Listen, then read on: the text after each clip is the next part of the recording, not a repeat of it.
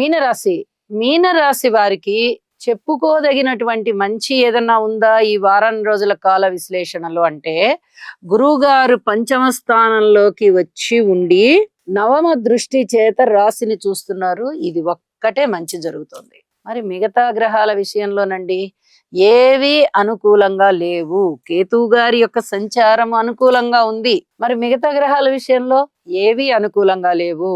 కాబట్టి ఇక్కడ కొన్ని రకాల జాగ్రత్తలు తీసుకోండి. మీరు తీసుకునేటటువంటి జాగ్రత్తలకి గురువుగారి ఇచ్చేటటువంటి ఆశీస్సులు తోడవుతాయి. ఇది చెప్పదగినటువంటి సూచన. సంతానం బాగున్నారు, సంతృప్తికరంగా ఉంటుంది, అభివృద్ధి కనిపిస్తుంది. సంతానం లేని వారికి సంతానం ఉంటుంది, సంతానం ఉన్న వారికి అభివృద్ధి కనిపిస్తుంది. మీరు పెంచుకునున్న పిల్లలైనా సరే మీ సంతానమే కాబట్టి వారు కూడా మనశ్శాంతిగా ఉంటారు.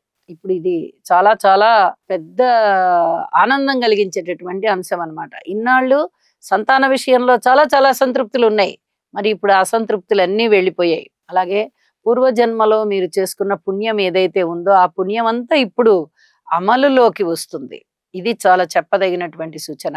భార్యాభర్తల మధ్య అన్యోన్యత అంత బాగుండదు. ఇది జాగ్రత్తలతో కూడిన అంశం. జాగ్రత్తగా ఉండండి. ఆరోగ్యానికి సంబంధించి